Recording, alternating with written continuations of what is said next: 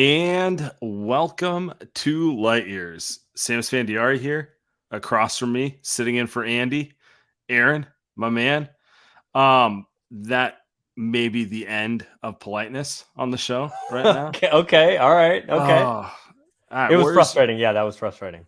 Warriors lose 134-126 to the Clippers. Steph Curry is basically perfect all game.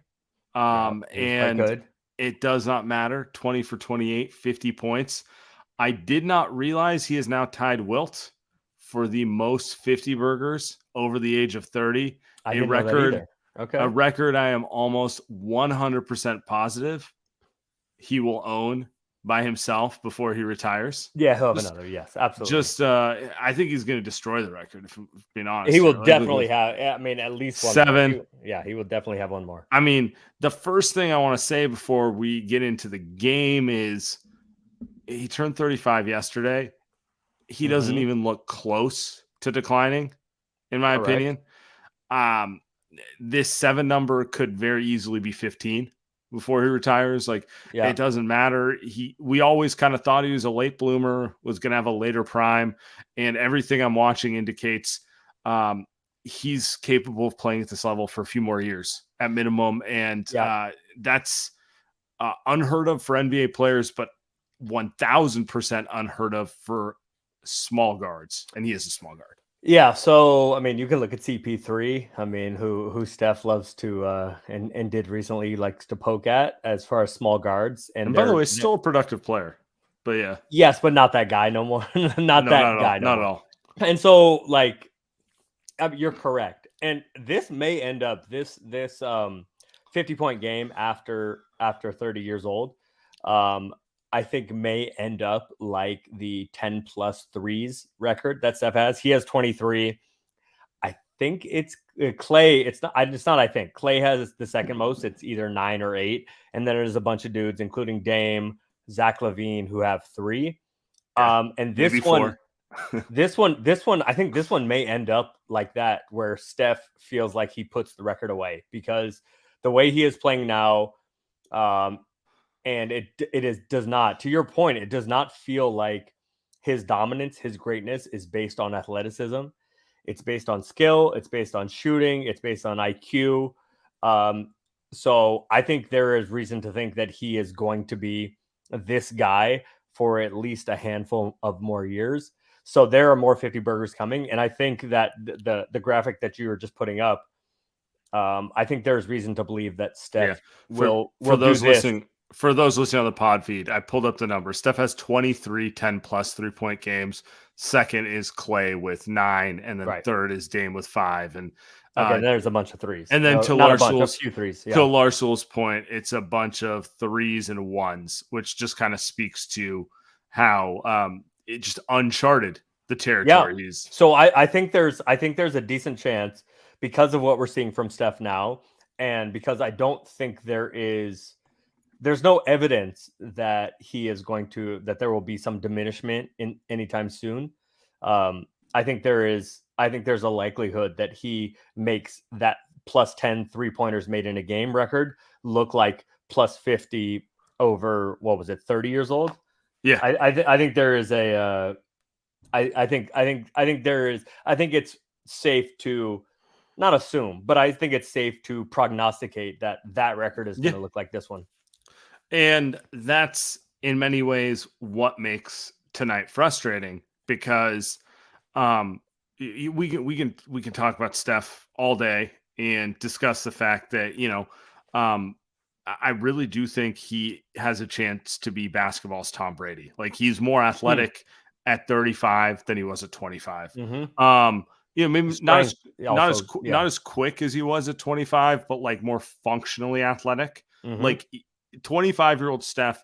It's funny, we're talking about the game 2 games ago now, but like it's not 2014 anymore is like a reference to Chris Paul bullying him physically. Mm-hmm. No one can do that to him anymore, and that's to his point, and that's where I always feel like he really is kind of as close we're going to get to a basketball version of Tom Brady, where I'm like, I'm not sure that he's going to decline at 36, 37. I 100% agree with you, and it's like I think you see it most in he used to get picked on defensively, right? And especially in playoff matchups, right? People would hunt him out and pick on him. And now they just don't. Because they wanted to wear him down. Because I mean, Yeah, it's an effective because he was susceptible to foul defensive trouble. lapses. Yeah, And he for just sure. isn't anymore Yeah. because of his IQ, because of his strength. He's not susceptible to that anymore. So I think that's fair. And that's what makes, yeah. just to bring it back, because like we can wax poetic about Steph. Can we please? There's no show that's better at that than Light Years. No offense to the others. Yeah. But they lost tonight. And a telltale sign of a frustrating Warriors team is when Steph is in that mode.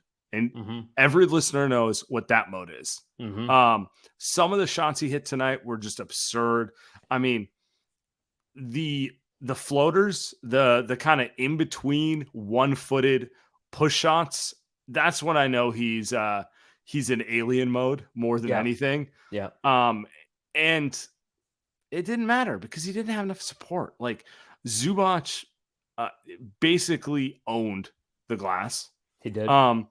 And then the Clippers just had more guys. The Warriors looked outmanned, looked unathletic, and looked small next to the Clippers. Yeah. And they're missing players, and we're going to get into all of that, but that's what's frustrating. You know, you have the best player between both sides, and no offense to Kawhi, excellent player.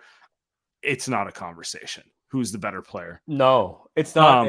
And so I wanted you and I were texting during the game about this, and I said there was a point I wanted to make about Steph's brilliance and Steph's 50-point games and him just like being the destroyer of worlds. And I say I think Giannis is the best player in the world, but Steph's the boogeyman, and Steph is the guy that I'm not even sure Giannis is. Yeah, you know what? Maybe maybe Steph is the best player in the world. But I get what my you're saying. point is he is the boogeyman, because he is the guy that other NBA players have nightmares about. But for whatever reason, and I don't have the answer to this, but for whatever reason, when he has these nuclear games, the Warriors are not. Look, the Warriors are going to win most of them. But when Clay, for whatever reason, when Clay has these type of games, I saw a stat the other day. Well, he had, I think, 33 in the game the other day. In the 38, first half. 30, but 33 in the first half. So Clay now has, I think it was 24 or 25 halves of 24 points or more. And when he has them, the Warriors are 24-0. So for whatever reason, the Warriors, as far as translating it to winning. You want me to answer that one for you? Yeah, again, I got the answer to that. Yeah. When Clay is going, the ball is popping. Everyone's feeling themselves. Yes. To your point, Jordan Poole had an excellent game on Monday night, and Steph just had a ho-hum great game. Like just ho-hum 30. Yeah, exactly. Like 20 at 23, I believe he had on above 50% shooting. He was just feeding the hot hand, that type of game. It was that kind of game. Tonight, you watch this game, they kind of scrapped the offense midway through and just went Steph high screen, Steph get going. And I think it speaks more to the limitations of the team. When they're going, Clay is the beneficiary. And like to his credit, he can kill you. And he's done it for a decade to everyone in every moment. Right now, they're not good enough. And it's a lot of Steph save us. So it's like, that's kind of where I'm at with it, because to me, the biggest issue is they're small and not athletic. We're kind of bearing the lead on it. And I won't even call it bearing the lead because Steph is kind of the story, but it's like, look, man, Wiggins been out a month. Yeah. So Andre Iguodala. This is two dunks on the season and 2 injuries. Andre is going to be one of my favorite Warriors of all time. So do we think, by the way, do we think this is his career ender? I mean, we don't know. The Warriors haven't established what the timeline is, but I think it might be the career ender. And as far as Wiggins, so I was struck by the Clippers just having guys over and over that at wing sort of guys that just kept making plays. Whether Eric Gordon had, I think it was 14 in the third, but Batum was making all of those like dagger threes.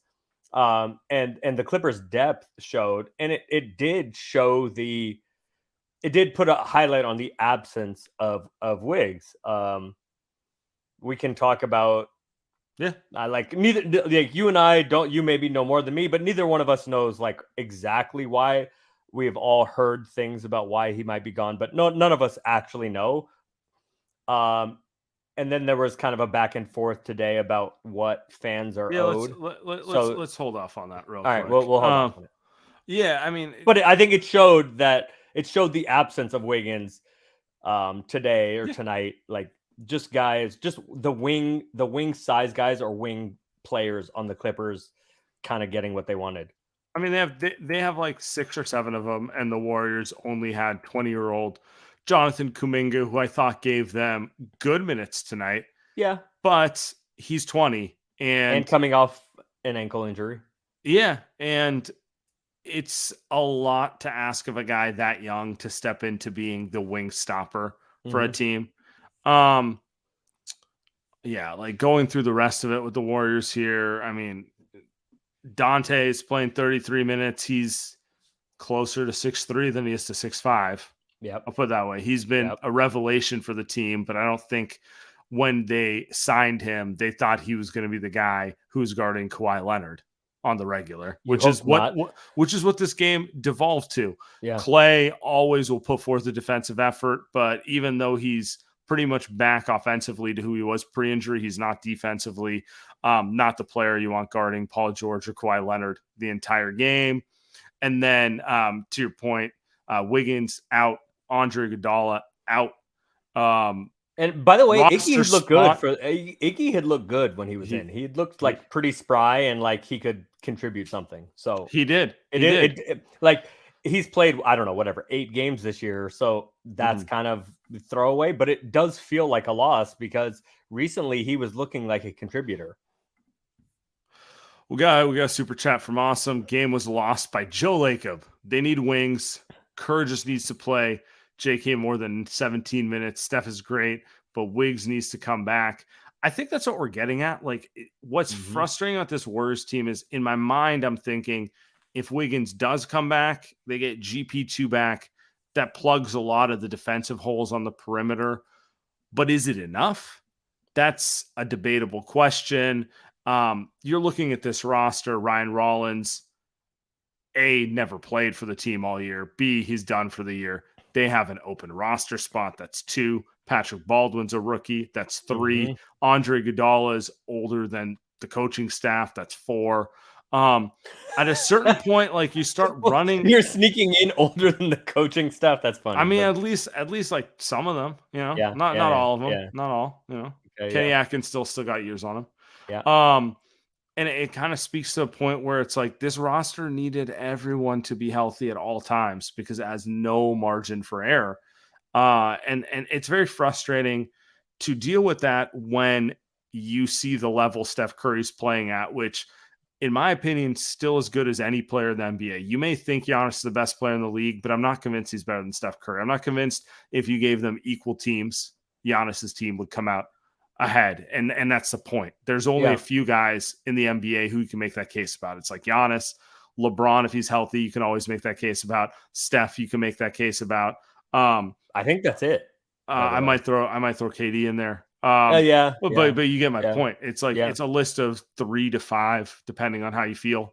And it sucks to throw those type of years away. It really does. And I don't know if they're throwing it away right now, but it feels like it's teetering on the edge. This loss puts them in the 6th seed. Pulling up the standings right now. I mean, it's also why it was crucial because they were tied with the Clippers for 5th. Yeah.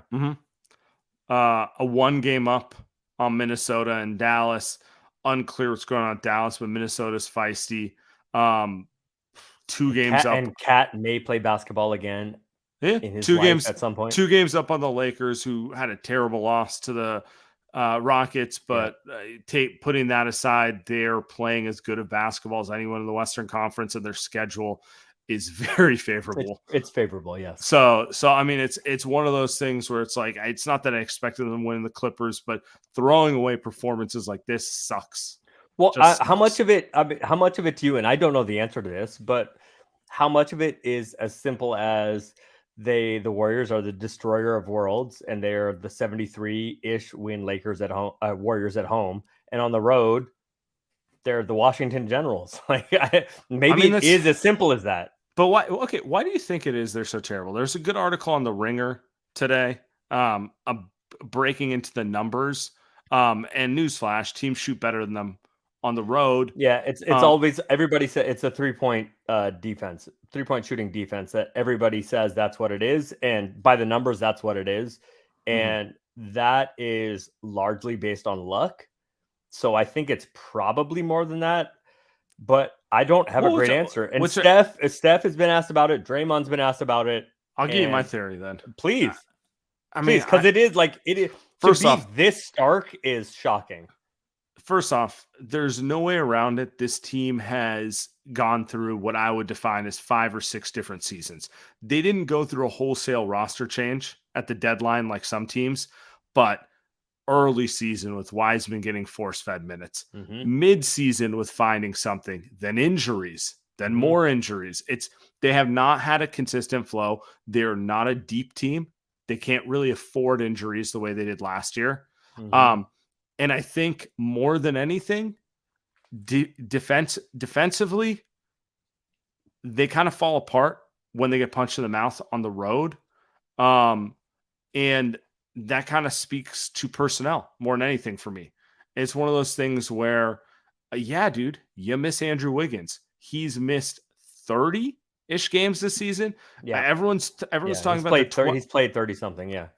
he's missed 13 in a row right now with the personal matter, but he also missed another 12 in December, and he missed another 5 or 6 in January with injuries. So he's just had a nightmare season. Anyway, you want to slice it, and he Mm-hmm, is your best wing defender. mm-hmm. Um, you know, there were some bets on young players which didn't work out. And there's just been a myriad of things which lead to them being kind of soft on the road. That's really where I'm So at with it. you mentioned them getting punched in the mouth on the road and Mhm. not responding to it. And I think that I don't think this is what your intention was, but we're going to go with it. I think that we have to at least discuss where Jordan Poole getting punched in the mouth by Draymond. Like that's one of those things like it doesn't matter unless it And does. that's But part of that's it kind of too. been the specter That's hanging over the whole that's thing, right? that's another thing. The Yeah. punch at the beginning of the season, the Wiseman minutes, they fix it. They go on a run for 10 games. 2 of their starters get injured. Yeah. That gets fixed. It's been a little bit of everything, and you cut your depth. You get a couple bad breaks, and here's where you are. I know there's a contender in here, but it kind of Mm. involves everyone being healthy and locked in. Like it's one of those. The margin's thin. I'll put it that way. So I've been on here before talking about other like national podcasts that I Mhm. listen to, and I think this came from the Hoop Collective, the Windhorse and the Hoop Collective one. Mhm. And I think it's a fair assessment of the Warriors, right? Like at some point you just are what your record is. Yeah. But I'm not picking against the Warriors in any series until I see somebody beat them. Mhm. But that is not based on anything we've seen this year. So to have faith in the Warriors, and I do, but to have faith on them, it's based on the body of work over the last 10 years, Yeah. not You the buy body of work, yourself not the body of work with this team at specifically. some point. You give the benefit of the doubt to guys who've done it for 10 years. And I am, but And that's that's like all. And that's really all that's we have not to go off based of. on that's not based on Yeah. anything They're with this team. So it's weird, correct. right? Like, and again, I just said I'm not Okay. picking anybody to beat the Warriors. Like I'll believe it when I see it, but that's not based on anything this year. Hold on. Okay. So let's get into some other stuff here. So Yep. one, Andre broke his hand. Mm-hmm. Does not look like he's come back. The Warriors still have an open 15th roster spot. Mm-hmm. They have to make a decision before Friday at this it's point. Anthony They Lamb. should It's just they Anthony should have Lamb, made right? it. Yeah, and like we can argue about like how much utility he has when you get to serious playoff basketball, but like at this point, I don't know if Anthony Lamb would have been the difference in this game. I know he would have played 15 minutes. Right. And who knows if he makes a couple effort plays that lead to a couple more open shots that lead to a win. You know, this team needs every productive player it can get at this point, right? Because like if we want to get into tonight's game, who was productive? Steph, Clay, Poole, although Poole is skittish, but it it might be the whole list. Dante, Draymond, who's going to be suspended for the Atlanta game, by the way. Yeah. Looney, who did not have he did not have a. He was okay. Zubac got the better of him. So, Yes. and then Kuminga. So I mean, like they're dealing with a 6, 7, 8-man rotation, and they just need more than that. Like I don't know what else to put it. Like it's so that's one thing right there. And then we're gonna get to elephant in the room, which is Andrew Wiggins. I'm gonna pull up 2 pieces of media. One from Colin Cowherd, real quick. Give me one quick second here. On Cowherd's show, he said he heard that. Okay, him and Nick Wright. Noted Warriors hater, Nick Wright. He started Draymond, Jordan, and just hasn't worked itself out. I was told last night that Andrew Wiggins likely doesn't return for the season. It's not 100%, but the Warriors have come to terms with that. Now, he is a... Now, take that for what you will. Okay. Bob Myers. What else we got? Yep. Bob Myers on 95.7, our friends over there, said the opposite. He said, I have not heard that. He said, we are still hopeful that he will come back. I asked you table. Nothing different than before, but same answer, unfortunately. I get why you got to ask. I get why the fans are interested. There's nothing wrong with that. But we got to respect him and his life and his privacy, just like I would respect yours. But that doesn't mean people have to like that answer. But in our opinion, it's the right answer. Certainly, I'm sure he wants to be here. We want him here. But beyond that, I can't help shed light, because if I was in the situation he's in, I asked people to keep it private, I hope they would. So just honoring that, respecting that. Gotcha. Nothing really new. I shared last time that it wasn't the plan that he wouldn't be back. I know some people have reported that. I haven't heard anything along the lines of he's not coming back. There's speculation on that, but I haven't been told, hey, look, I'm not coming back. Nobody said that to me. By the way, what Bob. a politician, Bob. Yeah, okay, Bob. 50% of the way through it, I didn't even know what he was talking about. He's like, and this world, and people want to know, and people want to know, and it's just talking in circles. I'm going to tell you how I read that one. One, there's this impulse to say Cowherd doesn't know anything and he makes it up. He definitely talks to people. That does not mean it's anything more than speculation of what people around the league are saying behind the scenes. That's what I assume it is. I'm 100% correct. Yes. And Bob Myers' statement to me sounds like a guy who does not know. And doesn't want to talk about it. Right. He didn't say, I haven't been told. I've been told anything. He said, I haven't been told he's not coming back. Like, I don't know if someone was going to be told that Wiggs is not coming back, Bob Myers would be first or second on that list. So correct. It's getting to him within the 10 minutes. Right. It's a bunch of nothing. Yeah. It's a bunch of nothing. And I think there is a fair conversation to be had about what we as fans, like Warriors fans, are owed. I think that is a fair conversation. And I think the answer is we're not owed, like, as it relates to Wiggs' life, we're not owed anything. But I think it's fair for Warriors fans to question, like, what's going on here? Like, let me prepare. And by the way, the Warriors probably know, the Warriors stakeholders, Bob Myers, Kerr, Steph, et cetera, I'm sure they know more than we know. And so they have they have an idea of what they may be facing. But even as fans, I think it's fair for Warriors fans to say, or to wonder, like, what's going on here? Do I think it is? Yeah. Do I think the Warriors need to tell Warriors fans why he's out? No. But I think it is fair for Warriors fans to want to know, like, what's going on here? Like, is it another week? Is he done for the season? That's I think that's fair.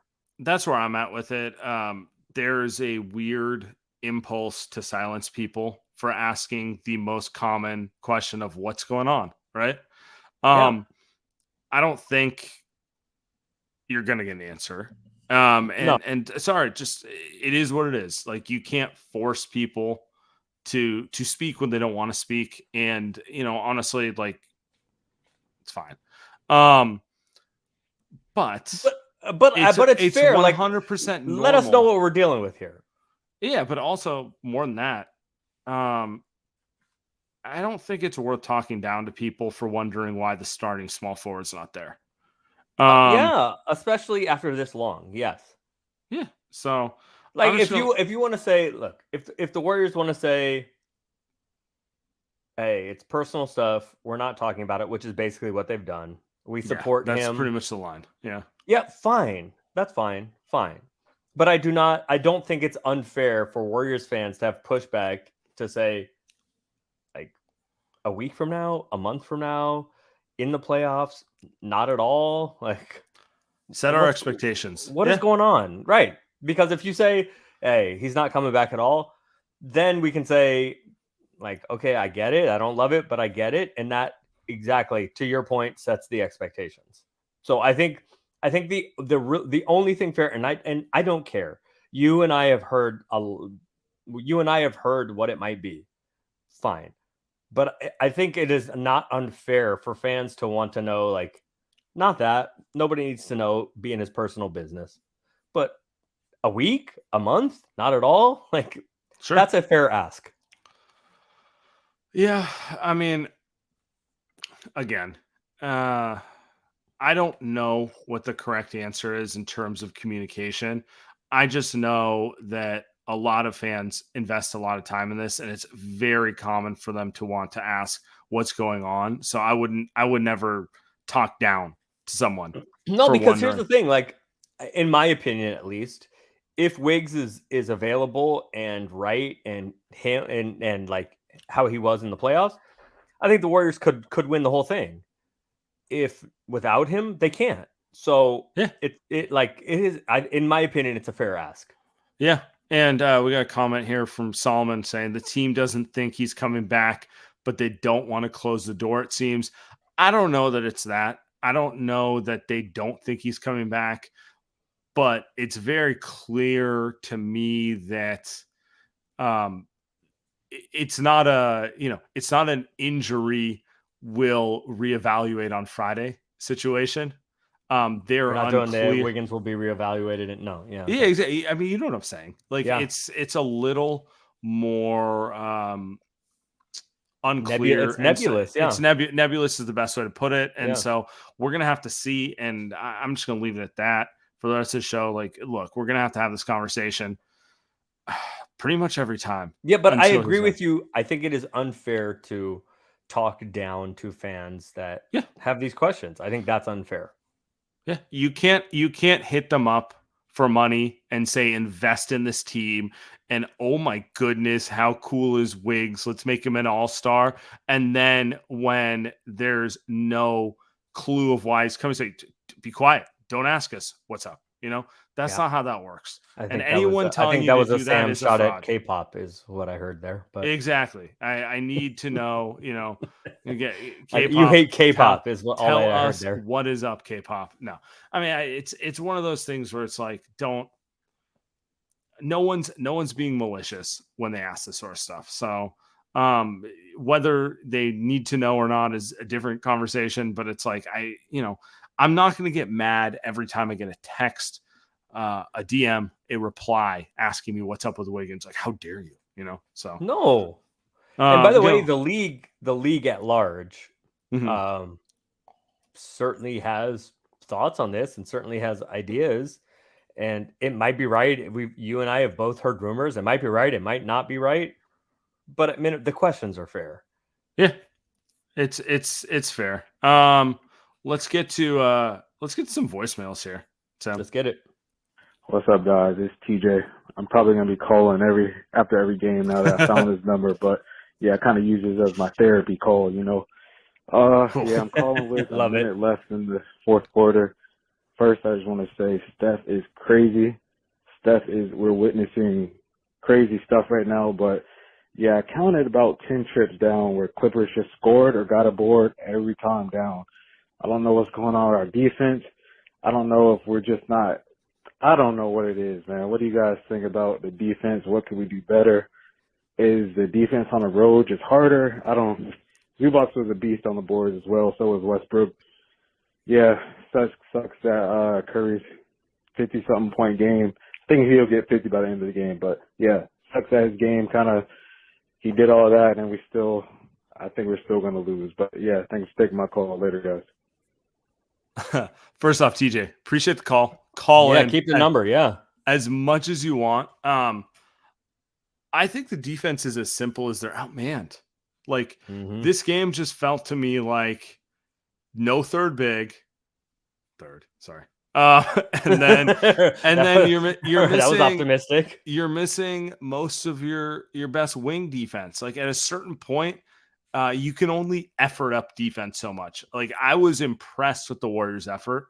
And that's what makes it more frustrating because they're a little too small, a little too unathletic, just physically overwhelmed. And I'm not sure there's a tactical enough adjustment Steve Kerr can make with the current bodies he has. It's more of like, get Wiggins back. Hopefully Andre's hands, not so bad. That seems even less realistic. Yeah. And like fight through it a little bit. Like they need more size and athleticism. So I don't have the answer, but I think that there's something, obviously, again, I don't know what it is. I don't know why it is. The Warriors are among the best teams in the world at home, and on the road, they're the Washington Generals. I don't know why. But as far as it relates to this game specifically, it was, I think I can look again. I think it was 44-36 Clippers on the glass. And I think the Clippers had 16 offensive rebounds. And at some point, it's not about, this is a college football thing, but I don't remember who to attribute this to. But at some point, it's not about the X's and O's. It's about the Jimmies and Joes, right? Yeah. And like they're just too big sometimes. They're just too big for the Warriors. And there are structural advantages the Warriors can have punishing them in other ways. But the Clippers beat their ass on the offensive glass. There you go. I don't think it was the Warriors defense as much as it was just because of personnel deficiencies could not or did not compete on the offensive glass. Yeah, I mean they almost got it done just on pure Steph. None of that shit matters. Steph's gonna just hit. They almost got it done 80% of his shots, and that should tell you everything you need to know. They needed Steph to shoot 80% from the field and from three to compete when they're this undermanned. Anyway, Tim, you want to get to the next one? Yes, sir, y'all. It's Antonio from Oakland, and man, that Steph performance was very nice, but that was definitely like 2021 season over again. It hurt, and now Draymond's suspended, but he was playing terrible tonight. I'm wondering how do you guys think do you think he's going to be missed more in the next game against the Hawks with their, big guys with the Congo and Capella, or do you think he'll open up the floor more for us and work in our advantage? On to the next. Hopefully they can go 2-3 like Andy said, but it's not looking. Yeah, I mean, okay, so I don't think missing Draymond works to their advantage because they're too undermanned. But there is always the possibility that no Draymond leads to pure Nelly ball and just pure, like, it might be one of those outlier games where Klay hits 8 threes, Steph hits his 8 which is now what we just expect every regular. game. Yep. Poole hits 6 and that type of thing. I think it's possible because Atlanta sucks in their own ways. They don't defend. And we have no idea what Quinn Snyder has done. Yeah, I mean he's a good coach, but he's been there 4 games. So and it hasn't been different.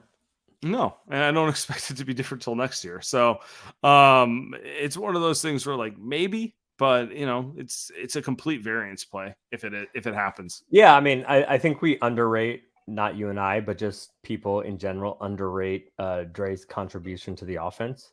Yeah. So I think it's very fair that Steph is going to have a harder time against Atlanta than he would normally because of Dre. But it might be let's get it cracking. I mean, the Warriors are playing a bunch of 6'3", 6'4" and under guys anyway, so I think it's definitely possible that it's not a huge hindrance. But I do think Dre is underrated offensively. For sure. All right, let's do the last one, Tim. Like, Steph Curry is that guy. You just watch Steph Curry. Just get healthy. Just get Wiggins back, get GD2 back. Like, you watch Steph Curry, like, this dude can win the Myth Fight. Like, he is that good. He is too good. Get Wiggins back because he is ready. He is ready for the Myth Fight. Like, he is too good. And we're ended there. He is too good. There's not much else to say. I'm mad over this game. I'm frustrated. Yeah, it was frustrating. He's good enough to win the whole thing by himself. I agree with that. Yeah. Steph better. The rest of the Warriors, not so much. We're going to end it there. The rest of the Warriors, hashtag not as good. Hashtag worse. No. I mean, it's we'll see where they go from here. But I feel like these are the most frustrating conversations to have because people want something deeper than get guys healthy and see what we have. But there's not much else to really say. Like, and trash on the road, just hot garbage on the road. Sure. I don't have an answer. I don't that you do. But I think a lot of road woes are defense, and they're missing their 2 best perimeter defenders. One of those is GP2, who granted they reacquired and still haven't played, but like we know he can change the game on defense. Yes, that's a factual statement. Yeah, and the other one's Andrew Wiggins, and so those are 2 factors that can turn a game and Iggy on the road, and they don't play. Neither of them have played since the All-Star break, and absolutely fair. It's really that simple. Until we see this roster full, I can't actually say that they're as mediocre as a record. But at the same time, sometimes if you just can't get healthy, you are as mediocre as your record. So it's kind of like you can look at it both ways. It might just be what's going on. It's a snake pit season, or piece of hope that other guys are coming back. Well, I think all of that. Mm-hmm. I think both perspectives. There's merit to both of them. All right, we're going to leave. Appreciate you, Aaron. Have a great night, guys. Anytime.